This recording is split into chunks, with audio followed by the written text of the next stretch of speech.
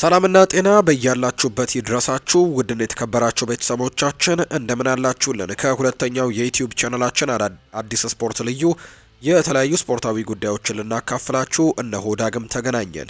ስለምታደምጡን ቆይታችሁን ከኛ ጋር ስለምታደርጉ እጅጉን ከልብ አድርገን ነው የምናመሰግነው። በዛሬ ፕሮግራማችን የተለያዩ ርዕሰ ጉዳዮችን እናነሳለን። በተለይ ትልልቆቹን የአውሮፓ ክለቦች የተመለከቱ በርከት ያሉ የዝውውር ጉዳዮች እየተነሱ ይገኛሉ። እነሱን መረጃዎች ወደ እናንተ እያደረስን ነው ቆይታን የምናደርገው። ፏድ ባህሩ ፕሮግራሙን እየመራው ከእናንተ ጋር ቆይታን አደርጋለሁ። እናንተም ቪዲዮአችንን ላይክ፣ ቻናላችንን ደግሞ ሰብስክራይብ እያደረጋችሁ ቆይታችሁን ከኛ ጋር እንድታደርጉ በአክብሮት ጋብዛለሁ። ትልልቆቹን የአውሮፓ ክለቦች የተመለከቱ በርከት ያሉ የዝውውር ጉዳዮች እየተነሱ ነው። እነሱን እያነሳሳን ነው ቆይታን የምናደርገው። ከመሸጋገሪያ በኋላ ተመልሰን እንመጣለን። አብራችሁኝ እንድትቆዩ በአክብሮት ጋብዛለሁ። ፏድ ባህሩ ፕሮግራሙን እየመራው ቆያለሁ። መልካም ጊዜ ከኛ ጋር ይሁንላችሁ።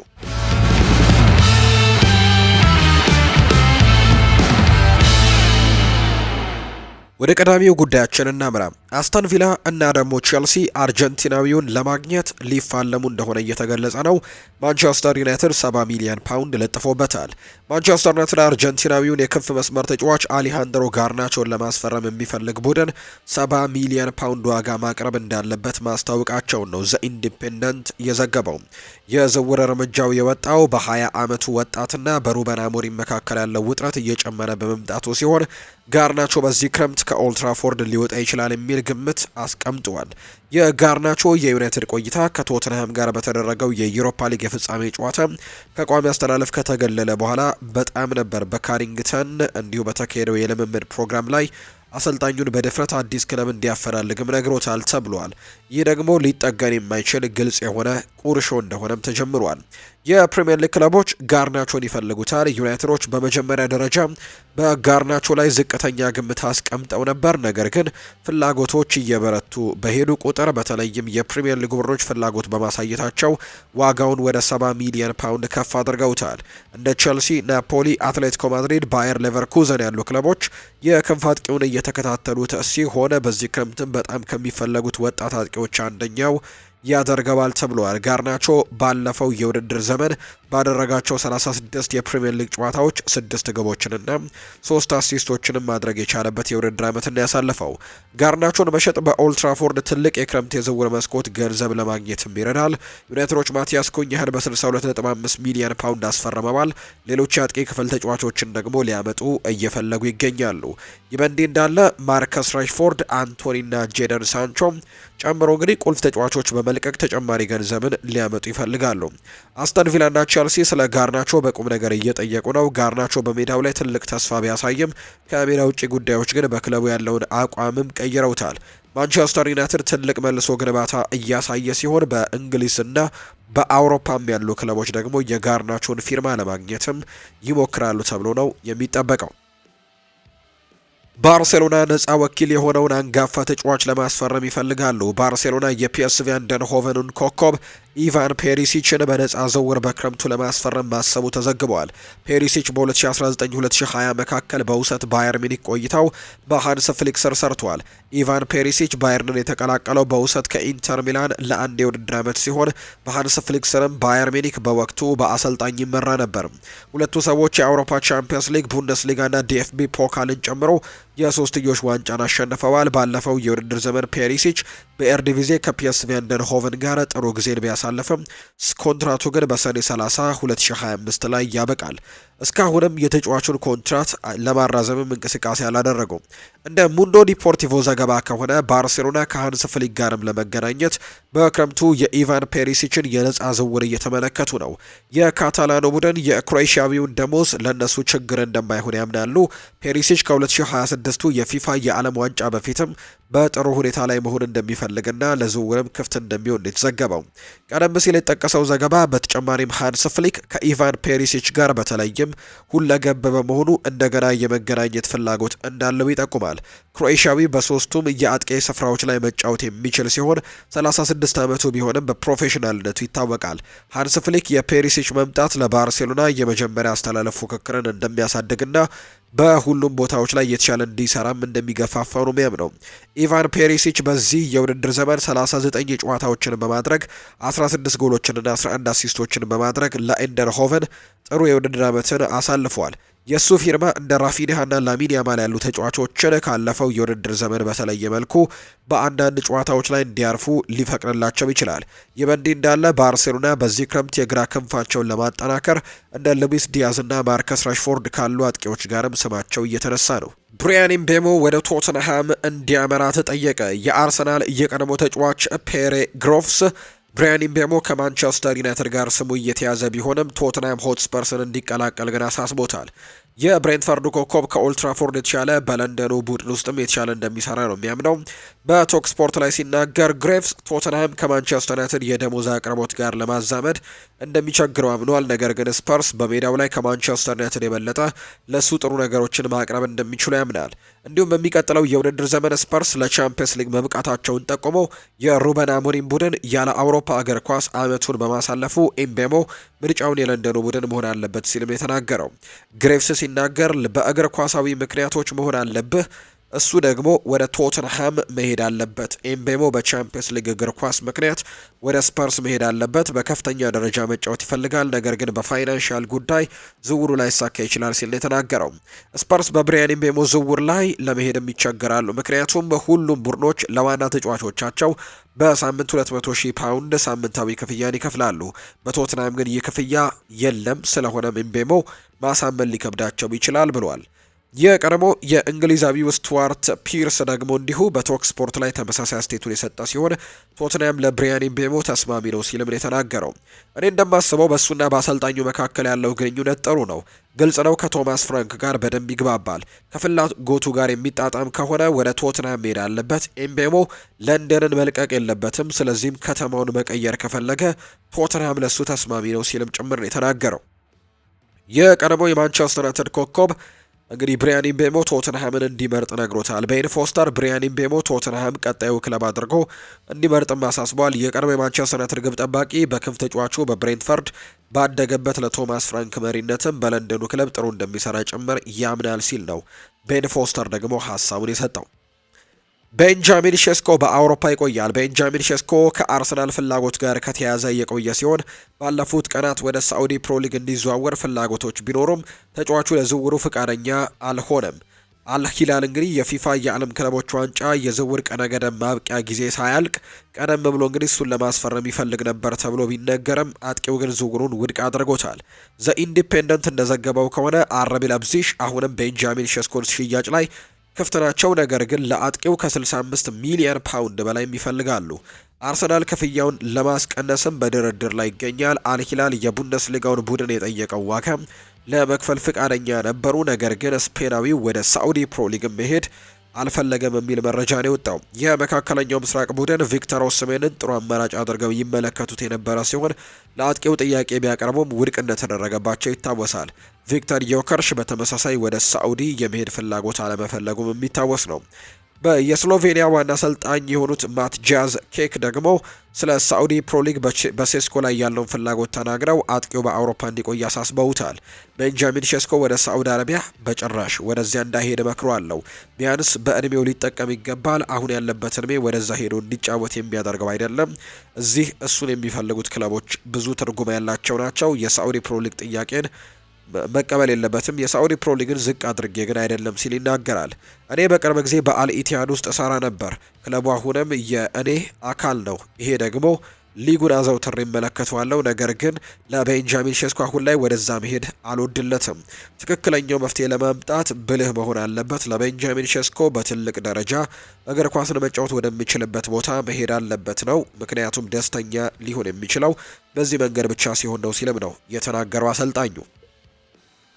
የስፖርቲንግ ሊዝበኑ ፕሬዝዳንት ስለ ቪክተር ዮከርሽ ምላሽ ሰጥተዋል። የስፖርቲንግ ሊዝበኑ ፕሬዝዳንት ፍሬድሪኮ ቫራንዳስ ከማንቸስተር ዩናይትድ ጋር በተያዘውና ከአርሰናል ጋር በተያዘው አጥቂ ቪክተር ዮከርሽ ላይ በዚህ ክረምት ዝውውር ላይ ያላቸው አቋም ግልጽ ያደረጉት ሲሆን አጥቂው በዚህ ክረምት ከበርካታ ቡድኖች ጋር ስሙ ተገናኝቷል። አጥቂው ከሊዝበን ለመልቀቅም የተዘጋጀ ጉዳይ ነው። በፖርቱጋል ውስጥ እንግዲህ 2 ዓመታት ያሳለፈው ዮከርሽ በ102 ጨዋታዎች 97 ጎሎችን ማስቆጠር ሲችል በአውሮፓ ካሉ ምርጥ አጥቂዎች አንዱ ተደርጎም ነው ራሱን ያስቀመጠው። ይህ ቁጥር እጅግ አስደናቂ ነው። የስዊድኑ ኢንተርናሽናል ወደ 70 ሚሊዮን ዩሮ ያስወጣል ተብሎም ይጠበቃል። ነገር ግን የፖርቱጋሉ ቡድን በዝቅተኛ ዋጋ እንዲሄድም ለመፍቀድ ፍቃደኛ አይደለም።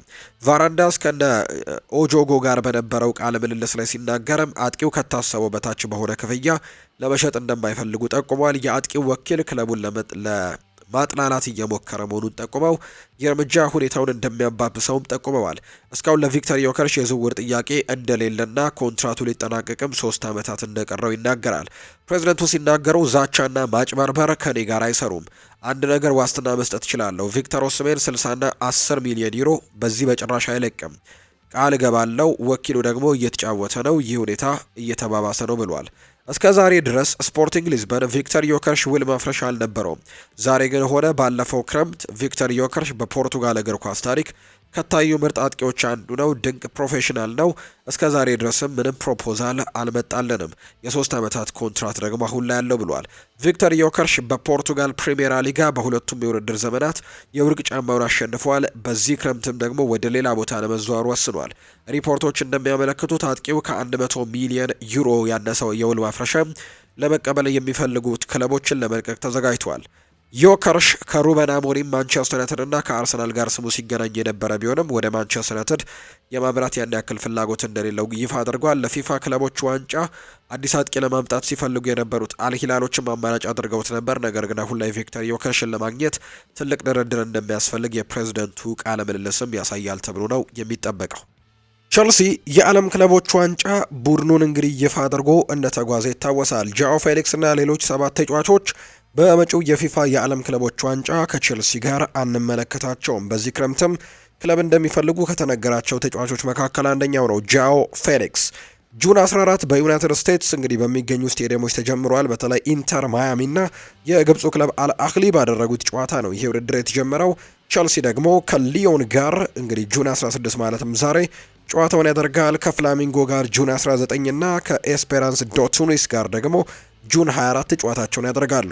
ሰማያዎቹ በፕሪሚየር ሊግ የደረጃ ሰንጠረዥ 4ኛ ደረጃን በመያዝ እንዲሁም የኮንፈረንስ ሊግን ዋንጫ በማሸነፍም በቻምፒየንስ ሊግ በመብቃት የውድድር ዘመናቸውን ያጠናቀቁበት ሲሆን በዚህ ሳምንት ደግሞ የክለቦች የዓለም ዋንጫ ጨዋታቸውን የሚያደርግ ይሆናል። ቸልሲ ለፊፋ የዓለም ክለቦች ዋንጫ ባለፈው ሳምንት 28 ተጫዋቾችን አሳውቀዋል። በዝርዝር ውስጥ ደግሞ 8 ተጫዋቾች አልተካተቱም። ከነሱ መካከል ጃኦ ፌሊክስ፣ ጆርጂ ፔትሮቪች፣ አክሰል ዲሳሲ፣ ራሂም ስተርሊንግ፣ ቤን ቺልዌል፣ ኬንድሪክ ፓይዝ እና ሬናቶ ቪየጋ አልተካተቱም። ዌስሊ ፎፋና ባጋጠመው ጉዳት ምክንያት ከሜዳ መራቁና ከውድድሩ ውጪ መሆኑ ተረጋግጧል። በ2024 ክረምት በቋሚነት ለፕሪሚየር ሊጉ ኃያል ክለብ የፈረመው ጃኦ ፌሊክስ ከቡድኑ ውጪ መደረጉ አነጋጋሪ ሆኗል። የውድድር ዓመቱን አጋማሽ በውሰት በኤሲ ሚላን ጋር ማሳለፍ ችሎ ነበር። በውድድር ዘመኑ መጨረሻ ወደ ቼልሲ ተመልሷል። ጃኦ ፌሊክስ ባሳለፍነው የውድድር ዓመት በቼልሲና በኤሲ ሚላን ጥሩ ብቃት ላይ አልነበረም። ይህም አሰልጣኝ ኤንዞ ማሬስካ ለዓለም ክለቦች ዋንጫ እንዳይመርጡትና እንዳይወስዱትም አድርጓቸዋል። እንዲሁም የቼልሲው አለቃ ኤንዞ ማሬስካ ኮል ፓልመር በክለቦች የዓለም ዋንጫ ራሱን በትልቅ ደረጃ እንደሚያሳይ ተናግረዋል። ኤንዞ ማሬስካ ስለ ኮከባቸው ኮል ፓልመር በክለቦች የዓለም ዋንጫ ወቅትም በአሜሪካን ተመልካቾች ላይ እንዴት ተጽዕኖ መፍጠር እንደሚችልም ያምናሉ። በቸልሲ ስትሆኑ ግባችሁ ሁልጊዜም ማሸነፍ ነው። ስለዚህ ግባችን እያንዳንዱን ጨዋታ ሁልጊዜም ለማሸነፍ መሞከር ይሆናል። ከአንድ ጊዜ በላይ ተናግሬዋለሁ። ኮል ፓልመር በማንኛውም ጊዜ አንድ ነገርን ማድረግ ከሚችሉ በጣም ጥሩ ተጫዋቾች አንደኛው ነው።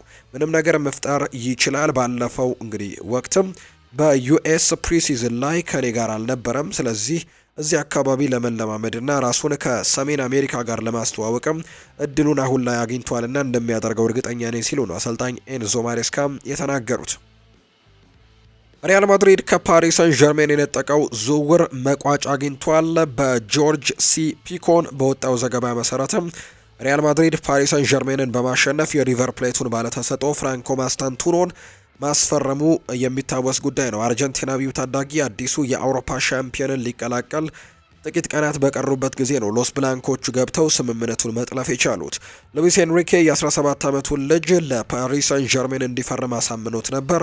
እናም በኳታር የሚደገፍም ቡድን በ45 ሚሊዮን ዩሮ የመልቀቂያ ማፍረሻ ለማሟላትም ምንም ችግር አልነበረባቸው። መሆኑን ግን ማስታንቱኖ ከሎስ ማሪንጌዎቹ ጋርም ከተገናኘ በኋላ ከፈረንሳይ ዋና ከተማ ይልቅ ስፔን ዋና ከተማን መሄድን መርጧል።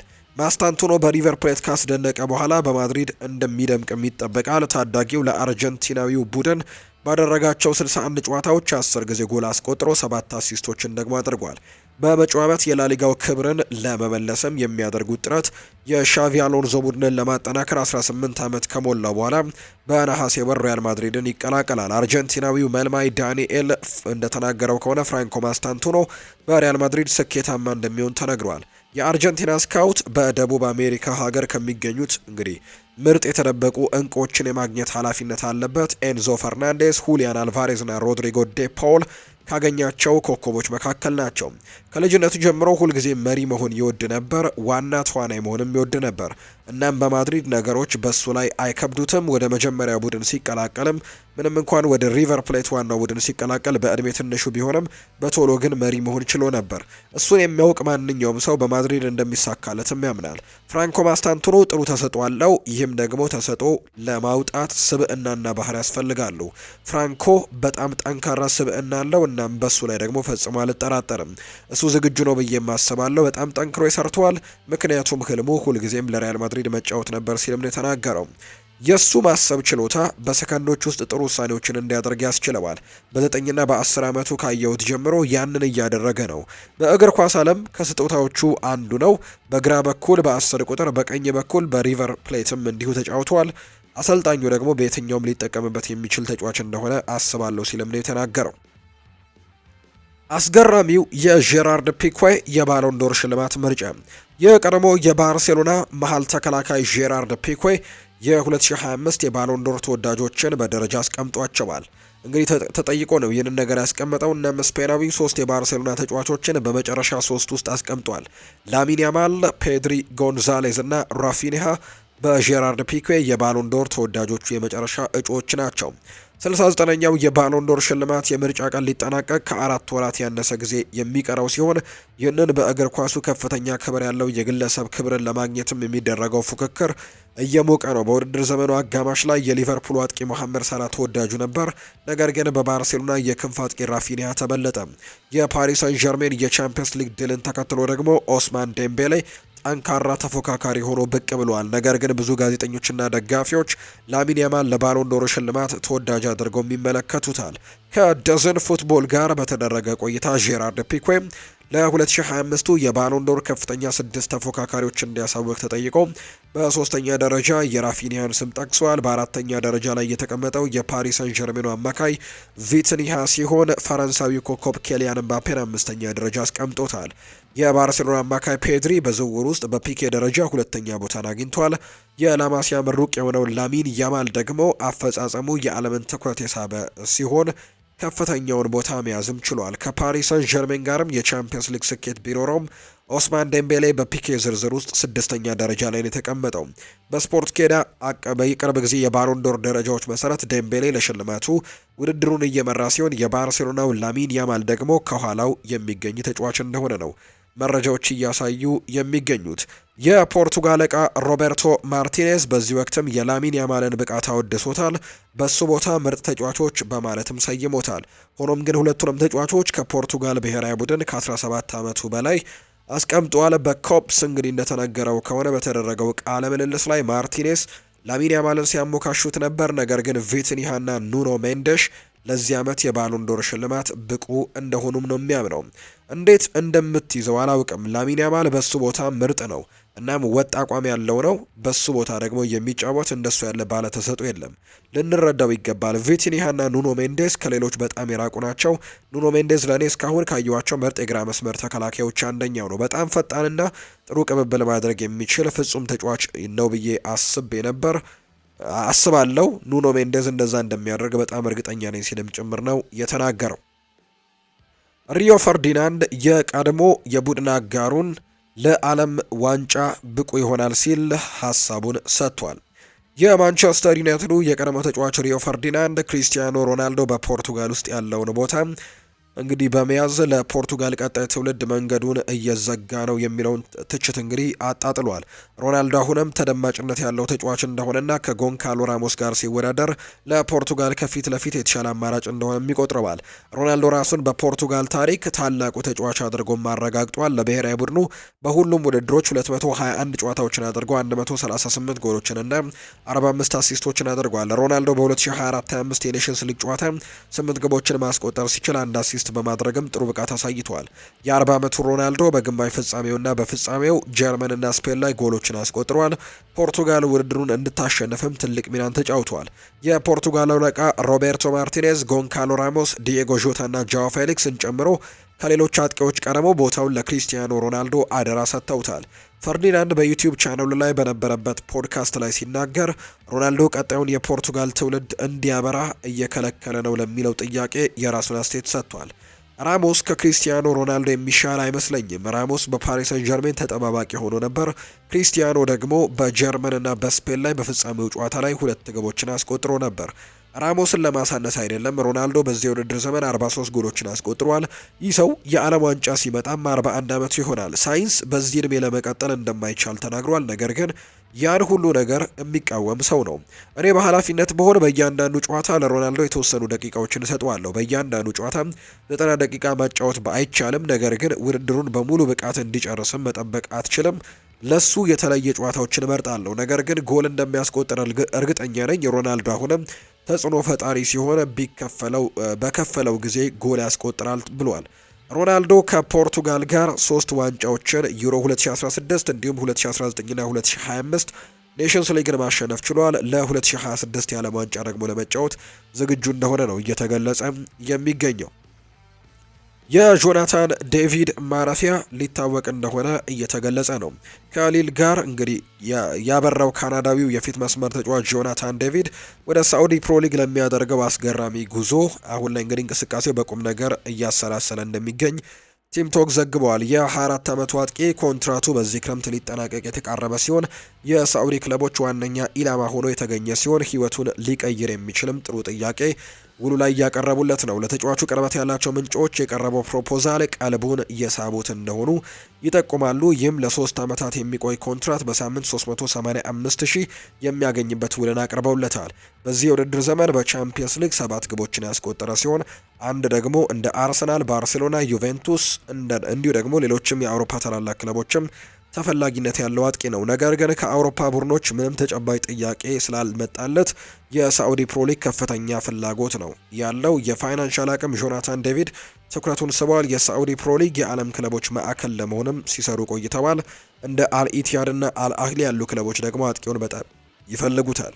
ወደ ሳዑዲ መሄድ ለጆናታን ዴቪድ የፋይናንስ የወደፊት እድሉን የሚያረጋግጥለት ትልቅ እድል ነው። ቀደም ሲል እንግዲህ አጥቂው በፕሪሚየር ሊግ ውስጥም የመጫወት ፍላጎት ቢኖረውም ጥንካሬውን እንግዲህ ባደነቀበት የእንግሊዝ ክለቦችም ፍላጎት ማጣት ዳቪድን ወደ መካከለኛው ምስራቅ እንዲሄድም ሊያደርገው እንደሚችል ነው የሚነገረው። የፕሪሚየር ሊግ ትልቅ ደጋፊ በመሆኑ በዚህ ክረምትም ወደ እንግሊዝ እንደሚመጣ ብዙዎች ጠብቀዋል። ዌስትሃም በዴቪድ ላይ ፍላጎት አሳይተዋል። እናም በሳምንት 100,000 ፓውንድ የሚያወጣ ውልም አቅርበውለት ነበር። ነገር ግን አጥቂው የለንደን ቡድንን ለመቀላቀል አላመነበትም። ሆኖም ግን ምንጮች ለቲም ቶክ እንደተናገሩት ዴቪድ አሁን ላይ ወደ ሳዑዲ ሊያመራ ሲሆን በዝውውር መስኮቱ መጨረሻ ሳዑዲን እንመለከታለን። ከሳዑዲ ቡድኖች ወጣቶችንና ከፍተኛ ባለተሰጦችን ወደ ላሊጋው ለማምጣትም እውነተኛ ፍላጎት አለ። እናም ዳቪድ ያንን ለማድረግም በጣም ጥሩ እድልን ይወክላል ተብሎ እንደሚጠበቅ ነው ዘገባዎች የጠቆሙት።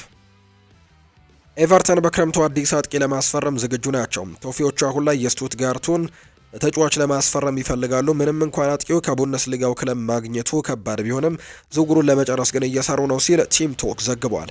የ23 ዓመቱ አጥቂ በሁሉም ውድድሮች በ33 ጨዋታዎች 17 ግቦችን በማስቆጠር ክለቡን በዲኤፍቢ ፖካል እንዲያሸንፍ አድርጓል። በመሃል አጥቂነት ወይም ደግሞ ሀሰተኛ 9 ቁጥር የሚጫወተው ይህ ተጫዋች ባሳየው ብቃትም ለጀርመን ብሔራዊ ቡድን መስራት የቻለ ሲሆን ኤቨርተኖችም እሱን ለማስፈረም ከፍተኛ ፍላጎት አሳይተዋል። ዘ አትሌቲክ ላይ እንደተገለጸው ኤቨርተኖች ከቪያሪያሉ አጥቂ ቲየርኖ ባሪ ጋርም እንዲሁ ተነጋግረዋል። የቢልድ ጋዜጠኛ ሁሊያና ጋርዲ በተገኘ መረጃ መሰረት ኤቨርተኖች ከ3 ወራት በፊት አጥቂውን በተመለከተ ከስቱትጋርት ጋር መነጋገሩንና የተጫዋቹን ተወካዮችን ማነጋገሩ ታውቋል። ነገር ግን ይህ ተጫዋች እስከ 2028 ድረስ ኮንትራት ያለው ሲሆን ስምምነቱ የውል ማፍረሻ የለውም። በተጨማሪም ይህ ተጫዋች ከስቱትጋርት ጋር ትልቅ ምቾት ያለው ሲሆን ወዲያውኑ የመልቀቅ ፍላጎት እንደሌለው ምንጮች ይገልጻሉ። ቲም ቶክ እንዳለው ጀርመናዊው አጥቂ ቅድሚያ የሚሰጠው በ2026 የዓለም ዋንጫ ከጀርመን ጋር መጫወት ነው። እናም ከስቱትጋርት ጋር ቢጫወት የጀርመን ቡድንን ሰብሮ ለመግባትም እንደማይቸገር ያምናል። ስቱትጋርት አጥቂውን እንዲቆይ በጣም እርግጠኛ ስለሆኑ ኤቨርተን ሌላ አጥቂ መፈለግ ይኖርበታል ተብሎ ነው የሚታሰበው። ሮማዎች እንግዲህ ይህንን ተጫዋች እንደሚፈልጉት ተነግሯል። የኤቨርተኑ አዲስ ባለቤቶች ዘ ፍሬድሪክን ግሩፕ በ10 ዓመታት ውስጥም ይህንን ክረምት በክለቡ በጣም የተጨናነቀ የዝውውር መስኮት ሊሆን እንደሚችል በማሰብ ሞይስን ለመደገፍም ዝግጁ ናቸው። የጣሊያኑ ጋዜጠኛ ጂያሉካ ዲማርሲዮ ሮማዎች ይህንን ተጫዋች ላይ ፍላጎት እንዳላቸው ተነግሯል። ስለዚህም ወደፊት ያለው ፍላጎት በቶፊዎቹና በሮማዎቹ መካከል ሊሆን ይችላል። ሞይስ በዚህ ክረምት በነፃ ዝውውር ኤቨርተንን የሚለቅበት እንግዲህ የዶሚኒክ ካልቨርት ሉዊንን ተተኪ ለማምጣትም እየፈለጉ እንዳሉ ነው መረጃዎቹ እያሳዩ የሚገኙት። ማንቸስተር ዩናይትድ ለሪከርድ ፈራሚያቸው ለአንቶኒ ፕሮፖዛል ለመቀበል ተዘጋጅተዋል።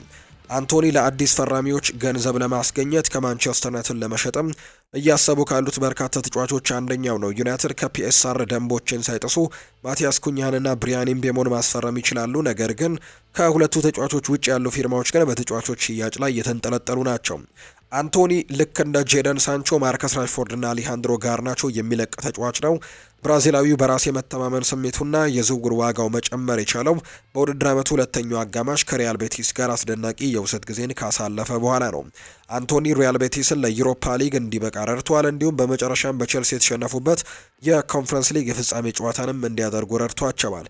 የስፔን ቡድን በቤቲስ ደጋፊ የሆነውን የ25 ዓመቱን አንቶኒን በድጋሚ በሪያል ቤቲስም ማቆየት እያለሙ እንደሆኑ ይነገራል። ከዴይሊ ሜል በወጣ ዘገባ መሰረት ሪያል ቤቲስ ሪከርድ ሰባሪ ስምምነት ለማድረግም ተዘጋጅተዋል። ሪያል ቤቲስ ለአንቶኒ 35 ሚሊዮን ፓውንድ ለመክፈል ተዘጋጅተዋል ተብሏል። ነገር ግን እንደ አንዳንድ የውድድር ዘመን በውሰት ለመውሰድ እንደ አማራጭ ማቅረብ የሚፈልጋሉ። በኦልድ ትራፎርድ የጠፋ ለሚመስለው ተጫዋች 35 ሚሊዮን ፓውንድ መልሶ ማግኘትም ለማንቸስተር ዩናይትድ ጥሩ ነገር ሊሆን እንደሚችል ነው በርካቶች የሚያምኑት። ነገር ግን እንደተጠቀሰው 35 ሚሊዮን ፓውንድ ክፍያው የሚመጣው በሌላ የውሰት ፊርማ ሄዶ በቀጣይ ክረምት ሊሆን ይችላል። ይህ ማለት ግን በዚህ መልክ የሚደረግ ስምምነት ሩበን አሞሪም አሁን ላይ ቡድኑን እንደገና እንደሚገነባ ምንም አይነት እገዛን አያደርግለትም። በተጨማሪም ዴይሊ ሜል የስምምነቱ ውል አማራጭም እንጂ ግዴታ እንደማይዝም ነው የዘገበው። ማንቸስተር ዩናይትድ ሪያል ቤቲስን የሚያቀርበውን ጥያቄ ለመቀበል ፍቃደኛ መሆን አለመሆኑ ወደፊት የሚታይ ነው የሚሆነው። ነገር ግን ግልጽ የሆነው ነገር ሪያል ቤቲስ ከአንቶኒ ጋርም ዳግም መገናኘት ይፈልጋል። 35 ሚሊዮን ፓውንድ ለአንቶኒ ከከፈሉ በ1998 ሪያል ቤቲስ የክለቡን እንግዲህ የዝውውር ሪከርድ የሰበረውን ዴኒልሰን በኋላ የአንቶኒ ዝውውር ውዱ ግዢ ይሆናል ተብሎ ነው እየተጠበቀ የሚገኘው። ሊቨርፑሎች አጥቂ ለማምጣት እየተዘጋጁ ነው። ሊቨርፑሎች ሪከርድ የሆነውን የፍሎሪያን ቨርትስን ዝውውር ከጨረሱ በኋላ ሁጎ ኤኬቴኬን ማስፈረም እንደሚችሉ ተነግሯቸዋል። ነገር ግን የፈራሚዎቹ ቁጥር ወደ 3 እየተቃረበ ሲመጣ ቀያዮቹ ሌላ ትልቅ ዝውውር በፊት መስመሩ ላይ ከሚያደርጋቸው በፊት ከሶስቱ ተጫዋቾች ሁለቱን ማሰናበት ይኖርባቸዋል። ቀዮቹ የአርኔ ስሎት የፕሪሚየር ሊግ አሸናፊዎቹ ቡድንን ለማጠናከር ሲፈልጉ በዚህ ክረምት ትልልቅ ግዢዎችን እንደሚያደርጉ ነው የሚጠበቀው። ጀረሚ ፍሪምፖንግ የክረምቱ የዝውውር መስኮት በይፋ የተከፈተበት ቀን በ35 ሚሊዮን ዩሮ የፈረመ ሲሆን ከሳምንታት በኋላ ደግሞ ሊቨርፑል በመጨረሻ ማክሰኞ ምሽት ቨርትስን የክለቡ ሪከርድ ፈራሚ በማድረግም አስፈርመውታል። እንዲህ አይነቱ ውል እንግዲህ አዲስ የብሪታንያ ሪከርድ ክፍያን ጨምሮ በርካታ የዝውውር ሪከርዶችንም ይሰብራል። ቀያዮቹ ሜሎስ ኪርኬዝን በቅርቡ ያስፈርማሉ ተብሎ የሚጠበቅ ሲሆን ወጪያቸውም ገና አልተጠናቀቀም። እናም የኪርኬዝ ፊርማ አሁን ላይ በአንፊልድ የክረምቱ 3ኛ ፊርማ ይሆናል ተብሎ ነው የሚጠበቀው። ነገር ግን በሶስቱ ክለቦች ላይ የሚወጣው ዋጋ 230 ሚሊዮን ዩሮ ቢሆንም ሊቨርፑሎች ገና ስራቸውን አልጨረሱም። እናም አዲስ የመሃል አጥቂ ማስፈረም በአጀንዳቸው ውስጥም አለ። ወደ ኤኪቲኬ የመሄድ አሁንም እንደ ቀጣዩ ፊርማም ተግባራዊ ይሆናል ተብሎ ነው የሚታሰበው።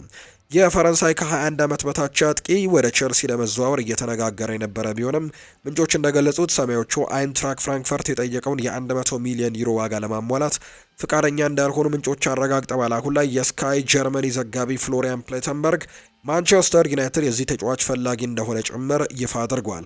ሆኖም ግን የትኛውም ውል ከመፈጸሙ በፊት ፕሌተንበርግ ቀያዮቹ ተጫዋቾችን መሸጥ እንዳለባቸው ይጠቁማል። ሊቨርፑልም ማንቸስተር ዩናይትድም ይህን ነገር ማድረግ ይኖርባቸዋል። ሊቨርፑል ማንኛውንም ድርድር ከመጀመሩ በፊት ከዲኤጎ ጆታ፣ ከፍሬድሪኮ ኪያዛ እንዲሁ ደግሞ ከዳርዊን ኑኔስ 2 ተጫዋቾችን መሸጥ ይፈልጋሉ። ከሶስቱ ተጫዋቾች መካከል ታማኙ ዳቪድ ኦርነስቲን ዩራጓዊው አጥቂ ለመልቀቅ ቅርብ ነው ሲልም ይናገራል። ሌላኛው ለመልቀቅ ክፍት ሊሆን የሚችለው ሰው ሃርቪ ኤሊዮት ሲሆን የ22 ዓመቱ ወጣት በፍሎሪያን ቨርትስ መምጣት ምክንያት አሁን ላይ መውጣቱ የማይቀር ይመስላል። የቲም ቶክ ምንጮች እንደገለጹት ከሆነ ሁለቱ ወልቭስና ኒውካስል ዩናይትድ የተጫዋቹ አድናቂዎች እንደሆኑ ነው እየተገለጸ የሚገኘው። የተወደዳችሁና የተከበራችሁ ቤተሰቦቻችን ለዛሬ ያዝንላችሁ አዳዲስ ስፖርታዊ መረጃዎቻችን እነዚህን ይመስላሉ። ስላደመጣችሁን፣ ስለተከታተላችሁን፣ ስለምጽፉልን እጅጉን ከልብ አድርገን እናመሰግናለን። ቪዲዮአችንን ላይክ፣ ቻናላችንን ሰብስክራይብ እያደረጋችሁ ከኛ ጋር ስለቆያችሁ እጅጉን ከልብ አድርገን እናመሰግናለን። በቀጣይ ፕሮግራሞቻችን ሌሎች ርዕሰ ጉዳዮችን ይዘን በድጋሚ የምንገናኝ ነው የሚሆነው። በምሽቱ ፕሮግራማችን ዳግም እንገናኛለን። ስላደመጣችሁን፣ ስለተከታተላችሁን ግን እጅጉን ከልብ አድርገን ነው የምናመሰግነው። መልካም ቀን እንዲሆንላችሁ ነው በአክብሮት የምመኘው።